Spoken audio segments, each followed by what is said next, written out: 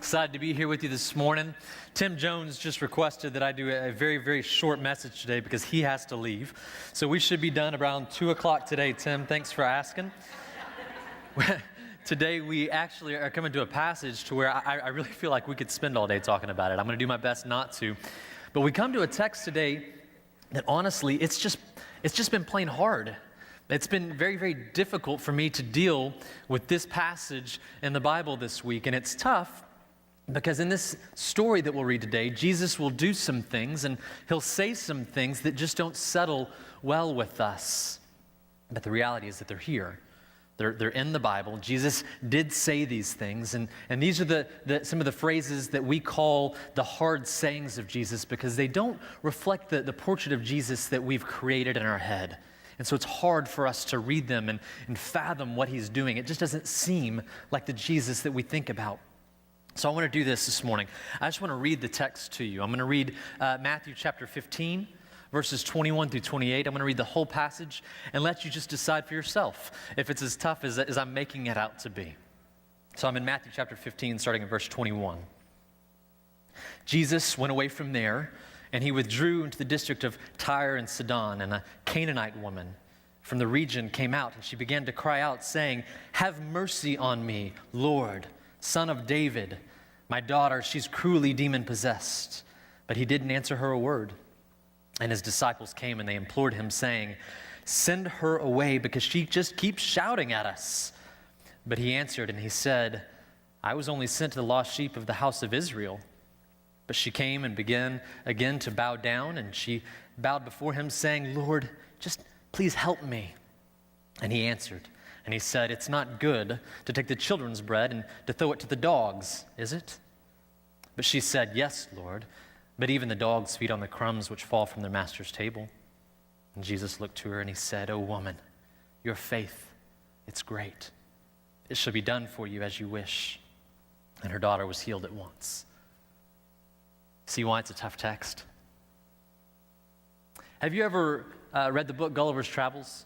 Is that a book you're familiar with? You remember it? Maybe it's required reading in school. Students, do y'all read that book at all in school growing up? A lot of head shaking. You should. It's a classic. It's good. I love the classics. I love to read the classics. And the main character, Gulliver, in his first voyage, he's washed ashore after a shipwreck. And when he wakes up, he finds himself tied down by thousands of tiny ropes, by thousands of tiny captors. He's a prisoner of a race of tiny people. And these people are the inhabitants of an island country called Lilliput. And I was reminded of this image this week as I was studying today's passage. Because the people of Lilliput, as they saw Gulliver washed up on the shore, they just couldn't understand how Gulliver could be so enormous. Because Gulliver is like our size. He's a normal person, and these people are less than 6 inches tall, and so they can't fathom what someone this big could do to them. They're afraid of what he could do, and so they tried to put him under their control. They tried to make him more manageable. And this is the same thing that people have always done to Jesus. They've always tried to make Jesus more manageable. It's something that we do often today because he's just so big and he's so powerful and out of our control that we want to make him more manageable, more bite-sized so we can get our hands around who Jesus is. And so we try to define him by our ropes of understanding and by the cultural definitions that we can understand. And so we say things like, Jesus would never say this kind of stuff. I mean, he'd never do this. He'd never let this kind of thing happen.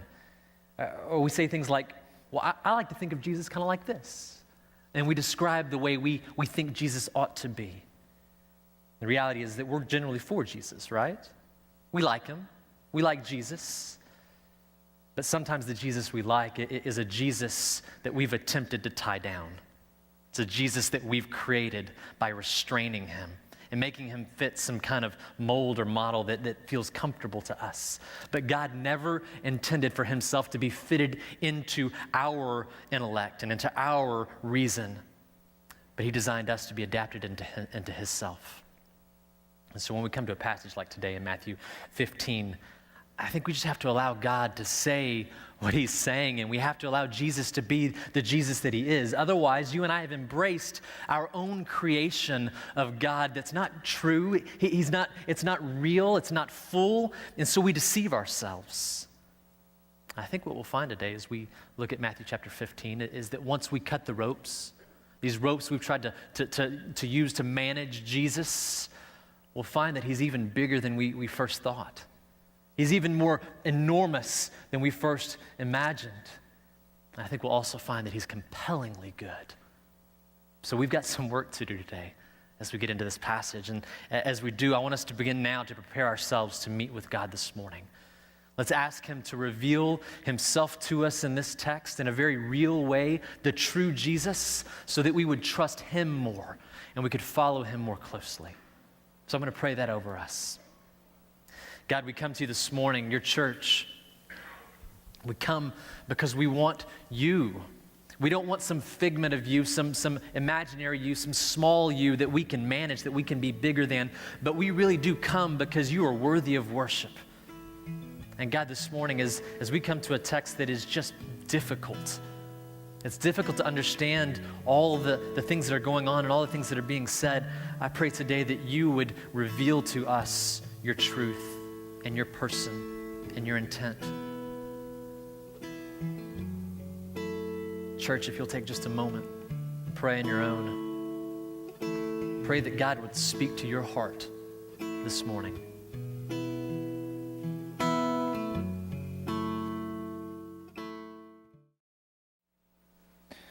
Well, we're halfway through Matthew's gospel, halfway through this journey we're taking through Matthew's gospel. This is our ninth week of studying here, and we've got 9 more left.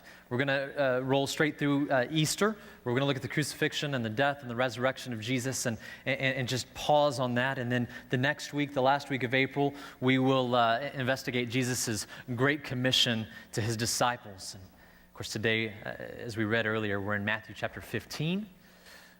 We're going to be reading in 21 through 28, if you're looking in your Bible. Matthew chapter 15, verses 21 through 28. You know, I have spent more time reflecting on this event in Jesus' life than you could imagine this week. It has kept me up at night. It has consumed my thoughts when I'm driving. I've made phone calls to my friends and to other pastors and said, what do you think? We've had debates around the church offices all week long, and we've dealt with the difficult things in the text, and at the same time, it's been fun. We have found so many deep and rich truths and lessons in today's passage. And the difficulty for me is where would we focus today? Because there's so much here. And I got to confess, I have rewritten and rewritten so many times that we're going to see which one comes out. I went to bed at like 2:30 and got up at 4:30 and then wrote it again. And so I really believe, though, what Jesus is emphasizing, or what we see Jesus emphasizing in this text, is something about our faith. And the little story here is essentially built around this conversation between this woman that we read about a moment ago and Jesus. And the key to unlocking the significance of this text, this event, I think is in verse 22. It says that Matthew, he writes this, that the woman was a Canaanite. You catch that? The woman in the story was a Canaanite. And you hear that and you go, well, big deal.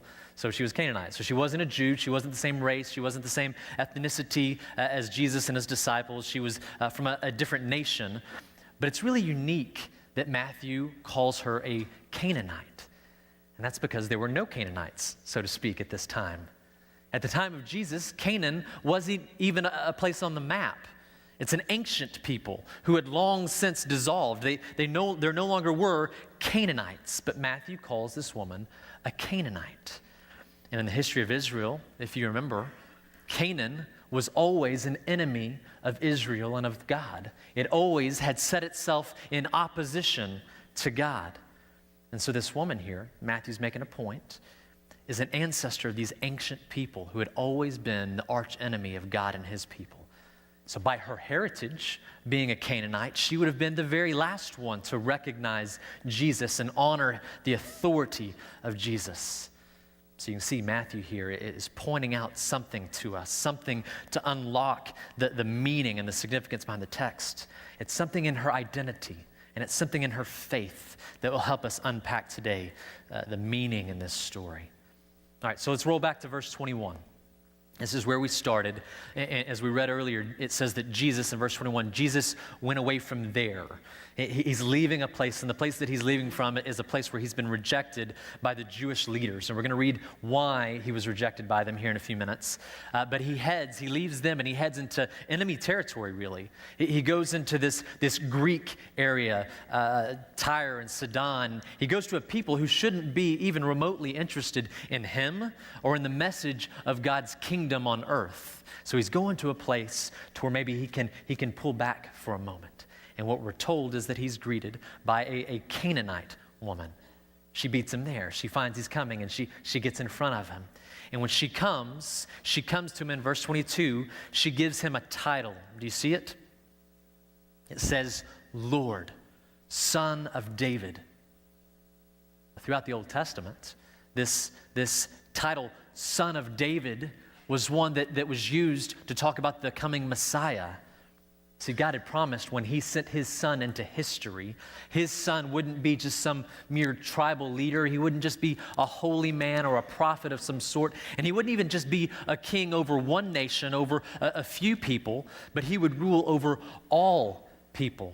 And God's son is given this title, Son of David. He's going to come from the lineage of David. Why don't you check this out? This is from Ezekiel. God speaking through the prophet Ezekiel in chapter 37, verse 24. He says, My servant David, he will be king over them, and they will all have one shepherd, and they will walk in my ordinances and keep my statutes and observe them. And the nations will know that I am the Lord who sanctifies Israel when my sanctuary is in their midst forever. Do you remember our look back at Psalm 2? A few weeks back, we were looking at Jesus' baptism. He came to John for baptism, and there's a lot of meaning, a lot of things taking place. There are things that Jesus says, there are things that the Father speaks from heaven that allude to Psalm 2. And in Psalm 2, if you remember, all the nations are depicted as posed against God. They're opposed to God. They're actually scoffing at God and his people. And so God's response is to inaugurate his son as the king. And what happens is that his son brings justice to the whole earth. And all people are affected by Jesus coming as king, and all bow down before him. And in our text today, we have this Canaanite woman. And what does she do? She comes and she bows before Jesus. She kneels before him, and she recognizes him by his messianic title. How did she even know this title? She's someone who wouldn't have been familiar with prophecies, and yet she came recognizing him as Lord, Son of David. Could you imagine this kind of thing happening today, like in the hotbed of Palestine? In all of the events and all of the turmoil happening in Palestine, in modern Palestine today, could you imagine an Arab woman going to an Israeli and kneeling down before him and calling him Lord and begging for his mercy, saying, You are above me. I submit to you. Would you have mercy on me because I need it? It wouldn't be done. It just wouldn't be done. And this is the kind of thing that's happening. In a similar part of the world, with a similar kind of tension, this woman comes to him and she sees him as king. Now, of course, the disciples are there, right? They're following with Jesus, they're traveling with Jesus, and they're there. And so they see all of this taking place. They see the woman coming to Jesus, and they see the woman begging Jesus for mercy. And there's no doubt that they recognize that she doesn't belong, that she's not a Jew, that she's of another nation, that she's a woman. Of course, they recognize that. And instead of recognizing the posture that she takes before Jesus, instead of recognizing her bowing down and asking for mercy, they only see this as inappropriate. They ask Jesus to send her away. They're saying, this is inappropriate. She's inappropriate. She shouldn't be bothering us or even speaking to us. So Jesus, would you just get rid of her? This is kind of embarrassing for us, really. And here's where it really begins to get difficult for us. Verse 24, it looks like Jesus agrees with them. Verse 24, but he answered and he said, I was sent only to the lost sheep of the house of Israel. Jesus seems kind of racist here, kind of sexist here even. And as modern readers, while we still haven't eradicated racism and sexism, we still see it every day. We have come to believe that Jesus is not for it, so we fight against it, right? But here we read in verse 24, and we're astounded. How could he say this to this woman? And we're starting to sweat. And we're starting to get nervous and we're confused because Jesus seems to be joining into this Jewish culture that's expressed by the Pharisees and the Sadducees and even his own disciples in this text. It's an elitism. There's this Jewish elitism, a privileged status based on their belief in the exclusivity of the gospel, that God is only for the Jews and that his blessings are only for them. Jesus gives the Canaanite woman this response that is really pretty much the exact kind of response that she would get from any rabbi. He looks at her, she gets in his way, and he says, "Get out of my way, you!" And he's going to call her a dog here in a minute. What you'll see, I think, as we look deeper at this story, is that Jesus is pushing the point. He's pushing the point in order to prove it wrong. He says to the woman, "You're right to call me son of David. I am Israel's king. I am Israel's Messiah. I don't have time for the Canaanites." In verse 25, she came back and she bowed down before him saying, "Lord, please just help me." So he takes it a little further even. In verse 26, he says, "It's not good for the children's bread to be given to" what? "Dogs." He calls her a dog. This is a reference that the Jews made of the Gentiles. Any non-Jews, you Gentile dogs. Do you know what the word subvert means? To subvert? It means to use language out in the open to undermine its authority. Do you hear that? It's to take language and ideas and attitudes that people have and to express them in order to undermine their power, in order to prove them as ridiculous in nature. It's like me saying, "Yeah, white men can't jump," and then turning around, grabbing a basketball and dunking it on a 10-foot goal, right? Don't ask me to do it. I can only do it when I'm by myself. Somebody tried to videotape it once, and that even kind of intimidates me, but when no one's around, I can do it. This is what Jesus is doing here. He has subverted the traditional line of thinking for the Jews and even for his own disciples. He's saying, yeah, Gentile dogs, they're not important to God. But what he's meaning is what a ridiculous thought. What a ridiculous thought. And this woman is the perfect example to prove it. So let's see how this tactic works. Let's see how this teaching method works in our story. Verse 24, he says that he came only for Israel. And in verse 26, he says that what he has is just for the children of Israel, not for the Gentile dogs. And in verse 27, she comes back to him and says, "Yes, but Lord, even the dogs feed on the crumbs which fall from their master's table." She doesn't argue the fact that he called her a dog. She doesn't seem offended or even defensive. I mean, someone calls me a dog, I'm going to bow up at them, right? She just accepts it. She says, "Lord." Again, she calls him Lord. She says, "Even the dogs," and I am one. I get that. "Even the dogs like me, we have need." And she refers to him, you notice, as her master. He's the master even over her. This Canaanite woman, she counts herself as under the rule of the Son of David. Do you realize what she's done? She's fulfilled prophecy. She has fulfilled prophecies here. She's of the nations who scorned God and his people. She's of the nations who scoffed at God and his people. She's the antithesis of the Jewish religious pride, and she's the one who comes and places herself beneath the rule of the Son of David. She's fulfilled prophecy. And Jesus' response now to her in verse 28. It's beautiful. He looks to her and he says, "Woman, your faith is great." What great faith. And when Jesus says that this woman's faith is great, it should get our attention. It should cause us to ask, what makes it great? What is great faith? Because you may not realize this, but Jesus only did this kind of thing twice that we read. In all of the New Testament, in all of the Gospels, we only read of 2 times where Jesus commends someone's faith like this. And the other time, do you think it was a good religious Jew? Nope. It was a Roman soldier that time.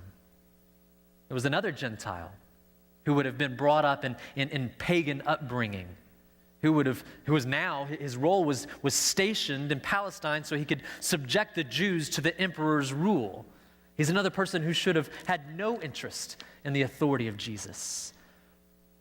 Somehow, though, by the grace of God, he recognizes that only a word from Jesus, just a word from Jesus, would heal his dying servant.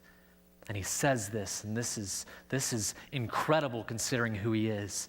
He says, I, this man of power, this man who is exercising the emperor's power over the Jews, he says, I am not worthy for you to even come under my roof, Jesus. And Jesus' response to him in Matthew chapter 8 is, I have not found such great faith with anyone in Israel. Go, it shall be done for you because you've believed. And the servant was healed that very moment. And in our story today in Matthew chapter 15, verse 28, Jesus says, just like he said to the Roman centurion, the Roman soldier, oh woman, your faith is so great. Your faith is so great. May it be done for you as you wish. And her daughter, who was demon-possessed, was healed at that very moment. With just a word, he affirms her claims about him. His power. With just a word, he exercises that his power is greater than Satan's grasp on the world. With just a word from a distance, the daughter's not in front of him. He's not working hard. He's not sweating. He's not having to fight through this. He just says, let it be done. And Satan is defeated. He affirms his position. She calls him Lord. She calls him Son of David. And he responds, yep, yep, that's who I am. And he affirms his mission. Do you realize that? That God's goodness, it extends beyond just the limitations of the nation of Israel. That there are enough crumbs for all of the nations. What Jesus is doing is he's drawing his disciples in. He's drawing them on. He's bringing them along to discover that he's the Savior of all nations. He's saying, I am the Christ. I am the Lord, and my enemies, they bow at my feet. Jesus is teaching his disciples this. And as he does, he glances back to the woman and he goes, well done. What they didn't even get. Well done. The thing that amazes me here is that this demonstration of great faith by this woman who is the most unlikely of heroes in the gospel. It's this demonstration of great faith that turns the key to unleashing the truth of the gospel, that turns the key to unleashing the transformational power of the Son of David. Would you do this? Would you raise your hand if you have great faith? Don't do it. Stop. That's really uncomfortable, right? We probably shouldn't do that. It's probably not a good idea. We probably should leave it up to Jesus to say if our faith is great or not, right? But would you consider your faith for a moment? Would you consider your faith? Is it weak? Is it faltering? Does it need to be strengthened? You know, a lot of times I think we consider faith, we think of it as just something that's nice. It's just kind of nice. If someone says to us, have faith, what they mean is cheer up, right? You're going through a tough time, one says, have faith. Sometimes they mean, well, just keep on going. Don't quit now. Don't fail. Don't quit now. Just keep going. You got this. Or sometimes they mean, just go with the flow. Have faith. Take it easy. It'll be all right in the end, right? So when we do this sort of thing to faith, when it's just this nicety, we make it this passive sort of thing. But when this woman is commended for her faith, it's anything but passive, right? It's not just this thing in reserve that she's holding on to. It's not just this attitude of, I will be okay, right? I got faith. It is this driven, passionate faith that moves her. It's active in several ways. It even seems aggressive at times when she says, but Lord, please just have mercy on me. And when Jesus calls her faith great, I think that that's a very big deal because he's redefining for his disciples, for all of Israel, he's redefining what faith is for them. If we look at our context, what happens in chapter 15 of Matthew, Matthew's making a contrast here. He's comparing, he's setting up her faith against the faith of the Pharisees and the Sadducees and even the disciples. Remember at the beginning of our text today in verse 21, it says that Jesus was going away from a place. I told you we'd come back and figure out where he was going away from. In the beginning of chapter 15, Jesus is having this debate with the Pharisees and the Sadducees. And in the midst of this debate, he says to them this in chapter 15, verse 7. He says, you hypocrites. I love when Jesus just does that. Oh, just don't say it to me, please. You hypocrites, rightly did Isaiah prophesy of you. These people honor me with their lips, but their hearts are far from me. This is what Jesus says about the faith of the Pharisees and the Sadducees, the religious leaders within Judaism. They have hardened their hearts. And they've assumed that they were just fine because they were Jews and because they were in their minds highly religious and therefore righteous. And their religious status was their definition of faith. That's how they defined faith. I'm a Jew and I'm religious. I do the law. I do everything in the law. And so I have faith. And Jesus is redefining this for them. Now, the disciples, they're there, and I think that they have a faith of sorts. It's in the process. It's in progress. It's in development, and sometimes it is great, and other times it kind of falls flat. Next week, we're going to read the story of one of his disciples, of Peter, whose faith was great enough to help him step out onto the water and walk onto the sea, but not so great that he could stay on top of the waves because he sinks down into the water. We're going to look at that next week. So the disciples had this progressing faith, but this new definition of faith that's coming from this Canaanite woman has nothing to do with race or with culture or with position or with religion. But the Pharisees and the disciples, they're not people of faith because who they were born to or because who they were hanging out with. That's not faith, Jesus is saying. Sometimes I think that you and I, because we're so often around faithful people, right? We hang together a lot, and we're the people of faith. We can begin to presume that we do have, in fact, great faith because we're around each other, and we're the faithful, and we do church-type things, faithful kinds of activities because we're active in church, and we even pray, and we sing out loud where others can hear us. We have faith, and because we teach our kids the Bible, we have faith, and because we do service projects, we have faith. But the problem is that at times, if we're not careful, sometimes, even though that you and I are Gentile dogs like the woman, we're not the Jews, we can be much more like the Pharisees. Much more like the Pharisees who Jesus had spoken with before this. That our lips honor him, but our hearts are far from him. And so we end up making faith just this passive thing, more of a title for us, that we're a people of faith, rather than this driving, this passionate faith, this passionate approach in a relationship with Jesus.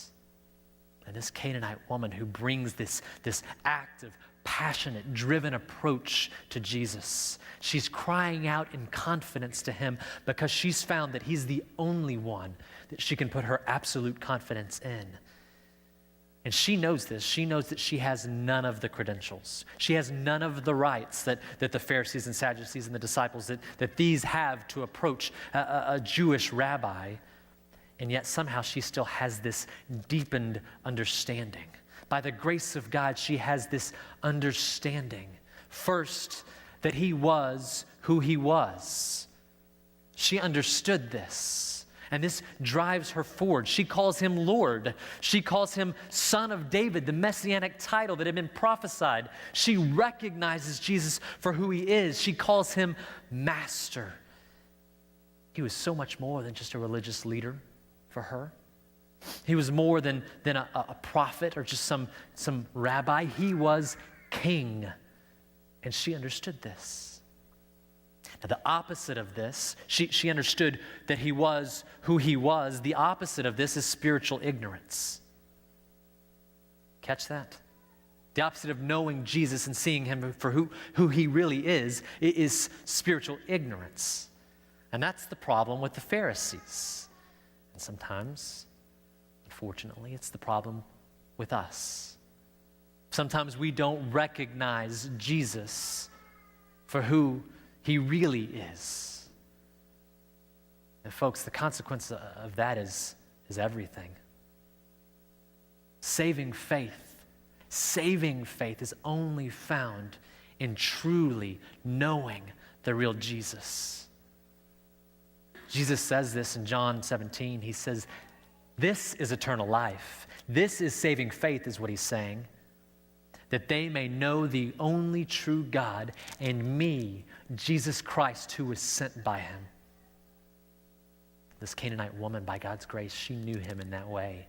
You can't explain it. You can't explain it. She didn't grow up hearing the prophecies. She didn't grow up under the law. She probably grew up doing the exact opposite of the law at every point. But by God's grace, she knew him as the only true God sent by the Father. This Canaanite woman knew him in this way. She understood who he was. And that's the first facet of what makes her faith so great. The second thing is this: she believes that the nations would be blessed. She believes that the nations would be blessed. And you see that here. She recognizes that he is Israel's Messiah. She doesn't argue that fact when he says, I've come only for Israel. She doesn't say, She says, yeah, I do get that, but please. He says, I've got to feed the children, not the dogs. And she goes, I'm not arguing that point. You are Israel's Messiah. But please, there are crumbs enough, aren't there, for me? There are crumbs enough for those outside of Israel. She's recognized that he's Israel's Messiah, but she also recognizes that his mission reaches all the nations.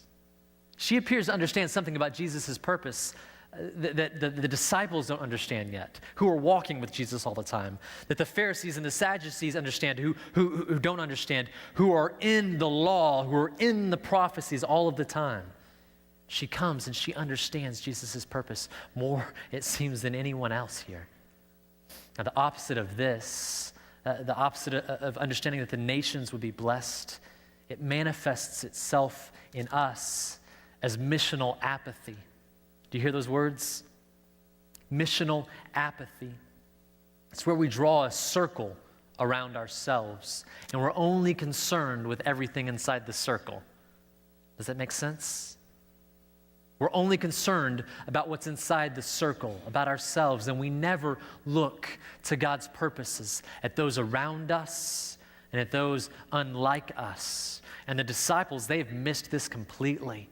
They're eager to follow Jesus and do what he does and have compassion like Jesus has, but they're also eager to send the woman away because the compassion that they shared from Jesus wasn't for her. She's outside their circle. But this woman, she knew better. There's one more aspect that defines her faith as great. She knew who he was, and she knew that he cared even for her. But this last one I love this. She knows that she's not entitled to blessing. She knows that she's not entitled to blessing. Do you see that here? Do you see that in her approach to Jesus? She's not saying, give me what I deserve because I knew the answers. And she's not saying, give me what I deserve because my motives are right or good or because I'm good or anything like that. She's coming to Jesus and she's saying, I know that you are good, not me. I know that you are good, and your goodness is enough. Even a crumb of it is enough to satisfy me completely. So please, if you will, just have mercy on me. I don't deserve it. You don't owe it to me. But just drop a crumb for me, please. Somehow, we have come to believe that we deserve God's blessings or that he owes us something. You know, we live in a society where entitlement is just rampant. It's you deserve it. Get what you deserve. I got an email from my Hilton Rewards saying, you deserve it. And I'm going, what did I do? I didn't deserve anything. And this woman, she comes, and she doesn't come with entitlement. She comes saying, you don't owe me anything, but if you would just share it with me, please. But sometimes we can carry a spiritual entitlement. And if God doesn't deliver, here's where it gets real dangerous. We seem to feel that he's let us down, that he's the one who's failed. God, I'm good. I teach my kids the Bible. I go to church. I do mission projects. I memorized this many scriptures this year. I read a Christian book. I was in a Bible study. I tithe, for crying out loud. So you owe me. Give me this raise, or give me this job that I want, or give me this new car, or give me freedom from this person who's really annoying me now, or make me well because you owe me for all of the good that I've done. It's a spiritual entitlement, and it's sickening. Church, let's watch out for spiritual entitlement. Because it's subtle. It creeps into our lives when we begin to compare our lifestyles and our possessions and our situations with those around us. And we think, since I'm trying to honor God with my life, he owes me. And friends, the truth is that God doesn't owe us a single thing. We have no guarantees of riches. We have no promise of prosperity. But the good news is this. The good news, the gospel is this, and we see it today in this story, this difficult story, that even though God does not owe us a thing, even though God owes us nothing, he cares for us. He loves us. He'll be with us in all situations. His compassion will not fail us. This Canaanite woman, she says, Son of David, Lord and Master, a crumb would satisfy this dog. Have mercy on me. Her great faith understands these things, and it acts on understanding these things. These three characteristics of her faith, I think they're so vital to us today. I think they're so incredibly vital to us today. And their counterparts, spiritual ignorance and spiritual entitlement and missional apathy, they are devastating in our lives if we allow them to fester there. They create a perfect storm when we allow all of them to take place at one time. What we find in this very difficult story is this Canaanite woman who is an incredible example of great faith that we should model our own faith after. Can I pray for us? Jesus, I pray that we would see you more clearly, first and foremost. I pray that we would see you more clearly. Cut the ropes, stand up and tear out the ropes that we've tried to tie you down with. I don't want a Jesus that I can handle, that I can manipulate, that I can manage. Help me to see the enormous, dangerous, powerful Jesus that you are. And in the light of that, help me to see that I'm a dog in need of mercy. We're all dogs in need of mercy. And the thing that amazes me, the thing that blows me away, is that you came from heaven and lived as a dog so that we dogs would have a place at your table. Jesus, thank you that you're more than enough. Amen.